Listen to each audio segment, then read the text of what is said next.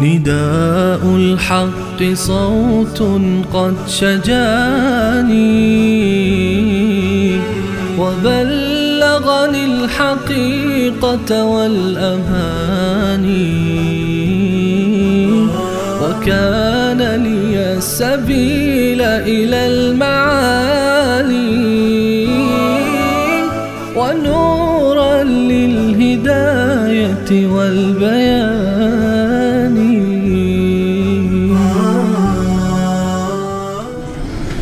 أعوذ بالله من الشيطان الرجيم.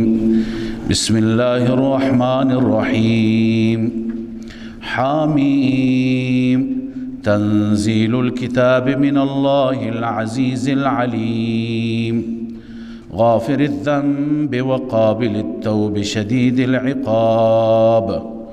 شديد العقاب ذي الطول لا إله إلا هو إليه المصير. صدق الله العظيم. درود شريف بخاني شما. اللهم صل على سيدنا وشفينا ومولانا محمد وعلى آله وصحبه أجمعين. سبحانك لا علم لنا إلا ما علمتنا إنك أنت العليم الحكيم ولا فهم لنا إلا ما فهمتنا إنك أنت الجواد الكريم. لا حول ولا قوة إلا بالله العلي العظيم. رب اشرح لي صدري ويسر لي أمري واحلل عقدة من لساني يفقهوا قولي. سوره مبارکه مؤمن اولین حامیم هست از حوامیم سبعه که روایتی از عبدالله ابن عباس رضی الله عنهما صبح خدمت شما هم روایت را خواندم که ایشون معتقد است لكل شيء لباب و لباب القرآن الحوامیم. هر چیزی یه خلاصه‌ای داره، یه مغزی داره و خلاصه تمام قرآن مجید، مطالب عمده‌ای که در قرآن بیان شده خلاصه‌شون در این حوامیم هست. حوامیم هفتگانه. و باز خلاصه تمام حوامیم در حامیم غافر یا حامیم مومن که دو نام دارد در این سوره هست. و خلاصه حامیم مؤمن آیه شریفه فدعوا الله مخلصین له الدین که معنایش اینه که در همه شؤون زندگی، در تمامی مسائل و مصائب فقط خدا را فریاد بزنید. مخلصین له الدین ای مخلصین له الدعا، دعایتون را خالص برای خدا بگردانید، غیر از خدا کسی را نخوانید. از ابتدا تا انتها الله عزوجل از ما اینو میخواد که ما عبادتهای خودمون را اختصاص به خدا بدیم. اما ربط این سوره و مناسبت این سوره، ما معتقدیم سوره های قرآن مجید با هم خیلی مرتبطند. نه تنها سوره، هر آیه با آیه دیگه تناسب داره، مناسبت داره. امکان داره ما غافل باشیم، ما ناآگاه باشیم، ما بیخبر باشیم از ربط، ولی بدون ربط نیست و نخواهد بود. شیخ ما حضرت حسین علی رحمه الله چند نوع ربط بیان می کردن. بعضی ربط ها رو می گفتن ربط اسمی که از روی اسم این سوره ها با هم مناسبت دارند، اسمی که این سوره ها دارند. و یکی دیگر ربط معنوی از روی اون مفاهیمی که در سوره ها هست، مطالبی که در اون سوره هست، اون مفاهیم و مطالب با هم دیگه چی هستند؟ مرتبط هستند. لذا اول ربط اسمی در سوره زمر، زمر جمع چی هست؟ زمره هست. زمره یعنی جماعت. خدای تعالی در سوره زمر دو زمره را یاد کرد، فریق فی الجنة و فریق فی السعیر. یکی از اون زمر در جنت هست و یکی در سعیر است که در آخر خواندیم وسیق الذین کفروا الی جهنم زمرا وسیق الذین اتقوا ربهم الی الجنة زمرا. اونهایی که به جهنم میرند الذین کفروا هستند و اونهایی که به بهشت میروند الذین اتقوا ربهم هستند. پس در سوره زمر دو زمر ذکر شد، دو گروه ذکر شد.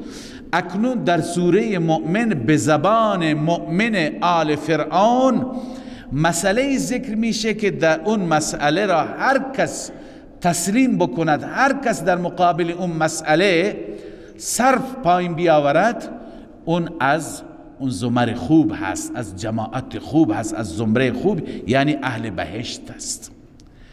این ربط اسمی هست و هر کسی که این مدعا را انکار نماید اون فی السعیر هست، اون از اون گروه دیگه هست، الی جهنم هست. اون مدعا بعداً ذکر میشه. این ربط اول، مناسبت اول. مناسبت دوم اینه که در سوره زمر ما خواندیم فاعبد الله مخلصا له الدین. مدعای مرکزی و محوری سوره چی هست؟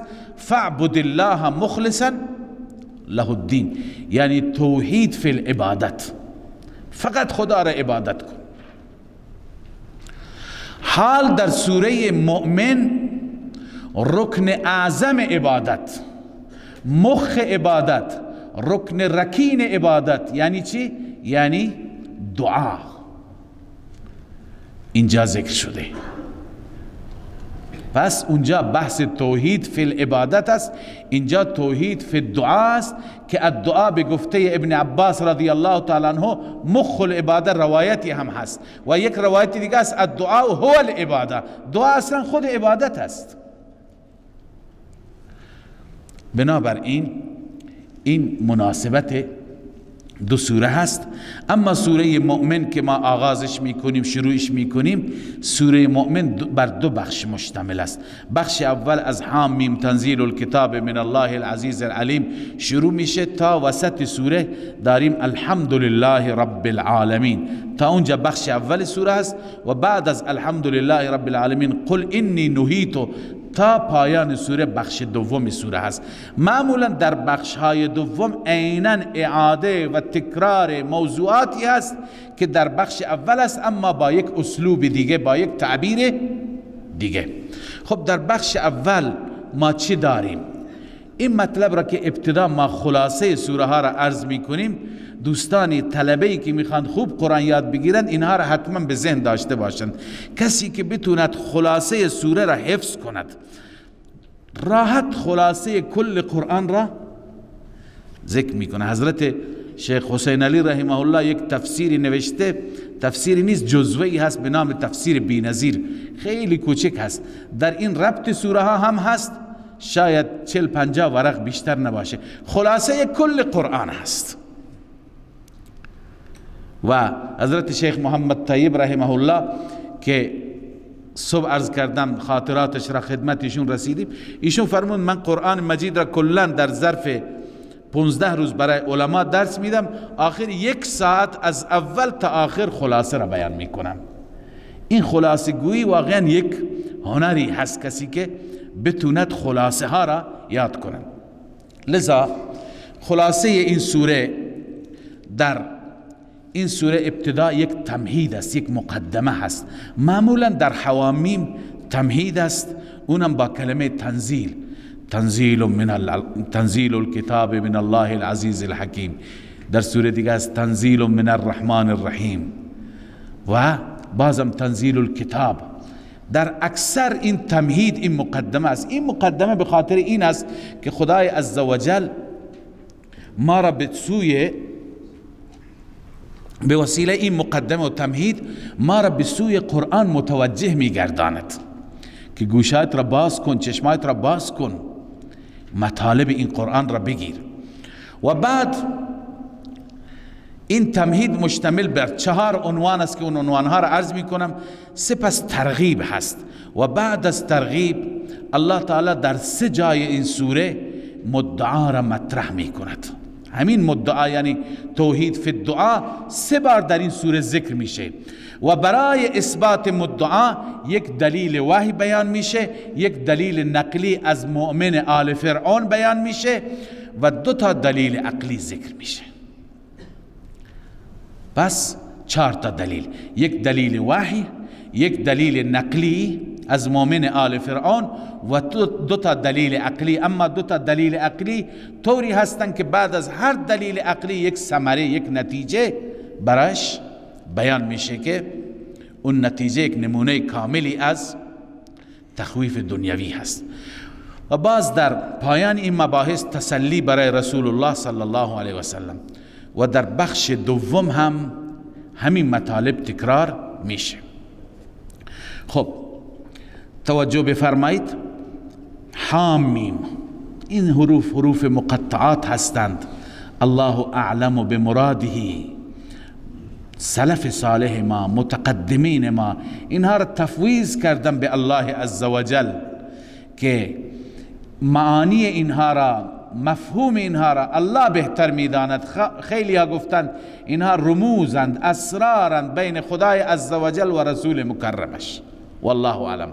اما ما ایمان داریم که کلام الله هست، اما مفهومش را به خدا تفویض میکنیم. تنزیل الکتاب من الله العزیز العلیم. این تمهید است، این مقدمه هست. تنزیل یکی هست، تنزیل یکی هست انزال. انزال میگوین نزول دفعتا واحدتا را، اما تنزیل یعنی نزول به تدریج، آهسته آهسته، کم کم، در ظرف چندین سال. قرآن مجید تنزیل شد، انزال نشد. انزال شد یک شبه از لوح محفوظ به سماع دنیا. انا انزلناه فی لیلة مبارکه، انا انزلناه فی لیلة القدر.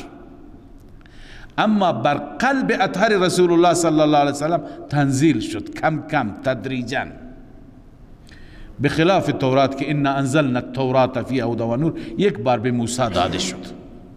اما اینجا چون که مقصود و هدف تربیت امت آخر الزمان بود که تا قیامت باید بماند، لذا الله تعالی تدریجا به منظور تربیت چی کرد؟ نازل فرمود. تنزیل الکتاب من الله پس تنزیل شما پایینش بنویسید کیفیت نزول. من الله العزیز العلیم.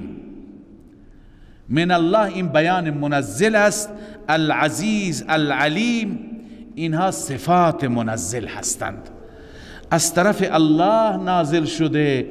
اون اللهی که العزیز العلیم بر هر چیز غالب است و هر چیز را دانا هست.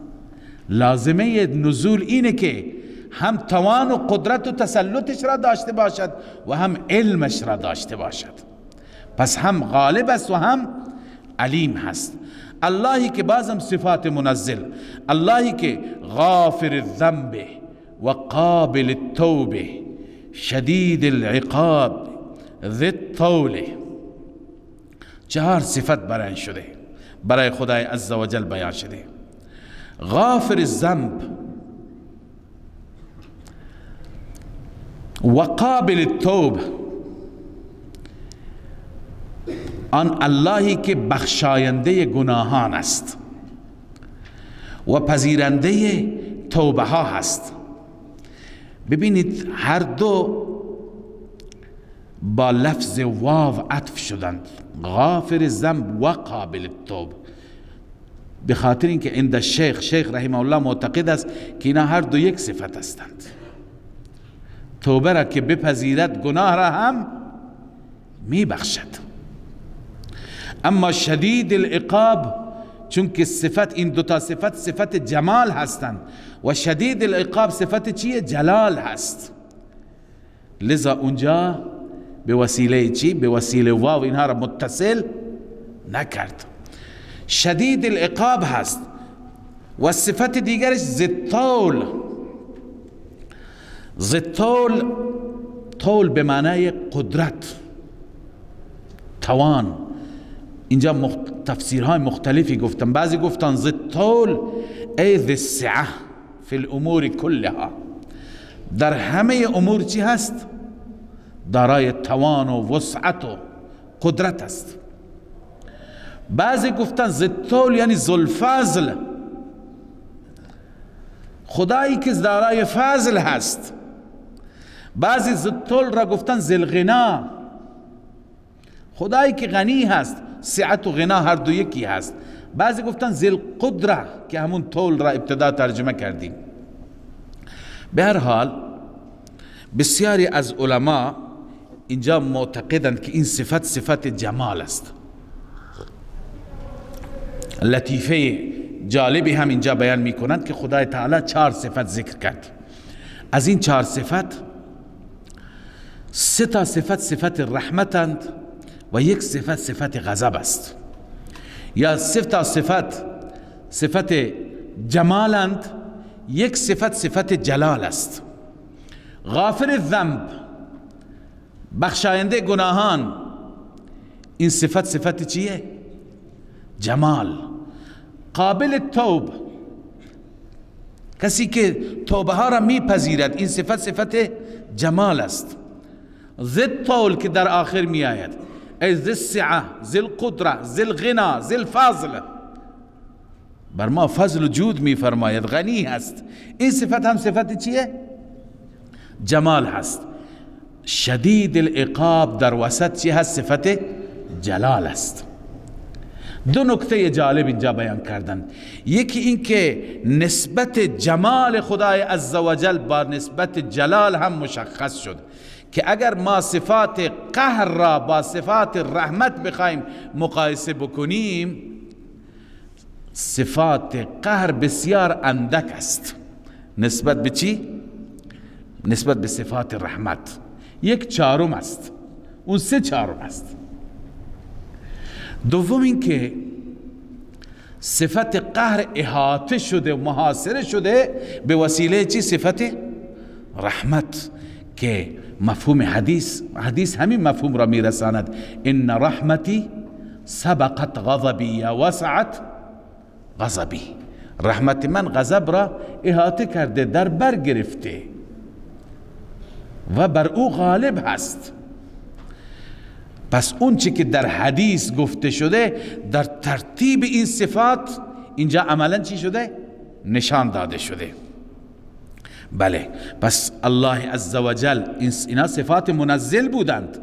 اون ذاتی است که هم گناهان میبخشد، هم توبه ها قبول میکند. این برای کسی که این حکم نامه را بپذیرد.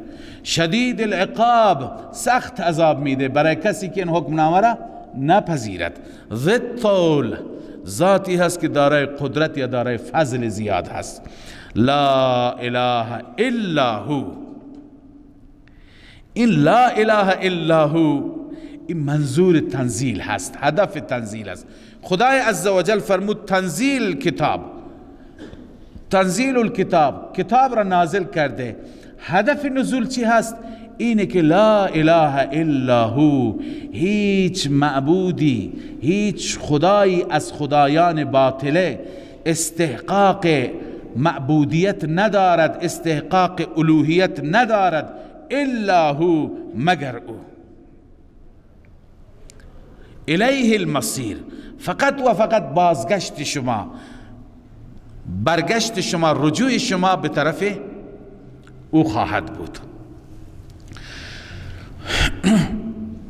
عرض کنم خدمت شما که اینجا 2 جمله هستند با صفت که غافر الذنب و قابل التوب که اینها عرض کردیم صفت لفظ جلاله الله هستند. اما لا اله الا هو الیه المصیر، بعضی گفتند که این حال هست از لفظ جلاله الله و بعضی گفتند که اینجا وقتی که بگیم لفظ حال هست مشکلی پیدا نمیشه. بعضی گفتن این هم صفت است، جمله کلا صفت است. وقتی که جمله کلا صفت باشد یه اشکالی وارد میشه که لفظ الله اشکال نحوی است که اعرف المعارف است و لا اله الا هو چی هست؟ جمله هست. و شما خواندید در نحو که جمله حکم چی دارد؟ نکره دارد. چطور نکره میتواند صفتی برای نه معرفه بلکه برای اعرف المعارف باشد؟ جواب و پاسخش اینه که درسته جمله خودش حکم نکره دارد، اما جمله تا جمله داریم. بعضی جمله ها هستند که مفهوم اون جمله منحصر در موصوف است، هیچ جای دیگه مصداق پیدا نمی کند. الان لا اله الا هو جمله ای هست که این مفهوم بغیر از اینکه برای الله صادق باشه برای کسی دیگه جای دیگه صدق پیدا نمیکنه. پس این جمله هم یک جمله چی هست؟ اختصاصی است. همونطور که لفظ الله جلاله الله اعرف المعارف شده، این جمله هم همون حالت را از نظر مفهوم و معنا دارد. خب ما یجادل فی آیات الله الا الذین کفروا فلا یغررک تقلبهم فی البلاد. ببینید ربط این آیه را با گذشته بیان میکنم. در گذشته بحث نزول قرآن مجید بود که الله تعالی قرآن را نازل کرده. منزل کی هست؟ چه صفات جالبی دارد؟ چه صفات زیبایی؟ 7 صفت بیان شده: العزیز، العلیم، غافر الذنب، قابل التوب، شدید العقاب، ذی الطول، لا اله الا هو. دارای این صفات، وقتی که دارای این صفات و صاحب این صفات کتابی را نازل می کند، پس می طلبد که اون کتاب را هیچ کسی انکار نکند، در مقابل اون کتاب هیچ کسی قد علم نکند. پس هیچ کسی این کتاب را انکار نمی کند مگر اون مجادل بدبخت، اون کسی که جدال بالباطل می کند. اون کسی که چی؟ جدال بالباطل می کند. پس مقتضای حقیقت قرآن و توحید این که در آن انکار و جدال نباشد، اما باز هم ما یجادل فی آیات الله الا الذین کفروا. الله می فرماید این حکمنامه ظاهر است، این حکمنامه آشکار است، در این کسی جدال نمی کند مگر معاند. ما یجادل فی آیات الله، در آیات الهی. ببین اصل اینجا این بود که ما یجادل فیه، چون بحث کتاب قبلا گذاشت، تنزیل کتاب، ولی ضمیر نیاورد خدای عزوجل، بلکه چی آورد؟ اسم ظاهر. ما یجادل فی آیات الله فرمود، نفرمود که ما یجادل فیه، به خاطر اظهار شرف این حکمنامه است. خدای عزوجل میخواد این حکمنامه را، شرفش را چی بکند؟ نشون بده که این آیات الهی هستند. با این نسبت میدونید چه شرفی پیدا میکند. لذا الله میفرماید ما یجادل فی آیات الله الا الذین کفروا. در این آیات الهی جدل نمی کند، بحث نمی کند، درگیر نمیشه. الا الذین کفروا، مگر کسانی که کفر کردند. کسانی که کفر کردند اونها جدال می کنند. بعداً الله عزوجل می فرماید که چرا اینها جدال می کنند. در همین آیه میخوانیم وجادلوا بالباطل لیدحضوا به الحق. اینها جدال میکنند تا اینکه حق را زائل بگردانند، حق را بی اثر بگردانند. ولی خب شما ببینی فریب نخورید. فلا یغررک تقلبهم فی البلاد. اولا معنای کفرو هست ای ستر الحق عنادا. کافر به اونهایی میگند که حق را عنادا چی میکنند؟ میپوشند، حق پوشی میکنند. خب فلا یغررک تقلبهم فی البلاد. ببینید کفار جدال میکنند، اما خدای عزوجل برای روش اصلاح ما اینجا چند چیز بیان میکند. اول فلا یغررک تقلبهم فی البلاد.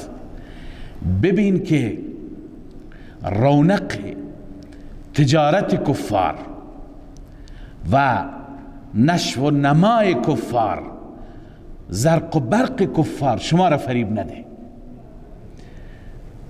چون که شما میگید وقتی که کفار منکر خدا هستند جدال بالباطل میکنن، آیات قرآن را اونها با آیات قرآن مبارزه میکنن، نباید اونها وضعی داشتن، باید خدای عزوجل بدترین زندگی را برای اونها تحمیل میکرد، به اونها تحمیل میکرد. اما الله سنتش این نیست، اون علتش بعدا بیان میشه. لذا الله میفرماید فلا یغررک تقلبهم فی البلاد. این تقلب اونها استدراج است. استدراج چیه؟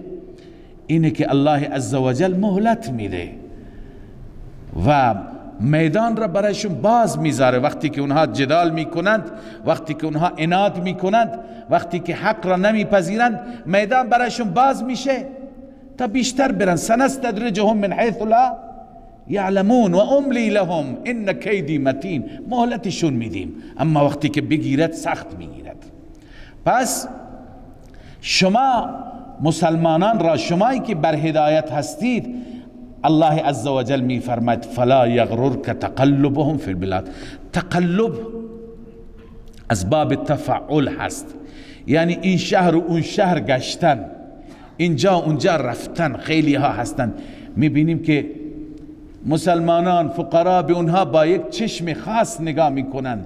یه روز پاریسه، یه روز لندنه، تمام دنیا گشت و گذار میکنه، هر چی دلش میخواد انجام میده در بهترین امکانات و کفر صریح به آیات خدای عزوجل. لذا الله به ما میگه فلا یغررک تقلبهم فی البلاد. این مفهوم در چندین آیه دیگه ذکر شده. در شهرها میبینی که آباد هستن، در شهرها رونق دارن، زرق و برق دارن، این موجب فریب شما نشه. ولی این را هم خدمت شما عرض بکنم که تقلب علما نوشتن، علماء لغت، از باب تفاعل برای قلت و حقارت می آید، برای قلت و حقارت می آید. یعنی اینکه امروز اینجا هستند، فردا اونجا هستند، همه چیز دارند، تجارت دارند، گویا دنیا را دارند که اداره می کنند، این خیلی بیارزشه. چون که در اون سوره آل عمران گفته متاع قلیل. این بهره گرفتن و استفاده کردن تا یک لحظه ای هست، تا یک مدتی هست. ثم مأواهم جهنم. برد اصلی با شماست که اونجا شما در عیش و نعمتهای ابدی و سرمدی هستید. پس نسبت به اون تقلب اونها واقعا هم حقیره و هم قلیله. فلا یغررک تقلبهم فی البلاد. سه روش اصلاح هستن که اولینش این هست و دو تا دیگه انشاءالله در آیات بعد می آیند. والسلام عليكم ورحمة الله.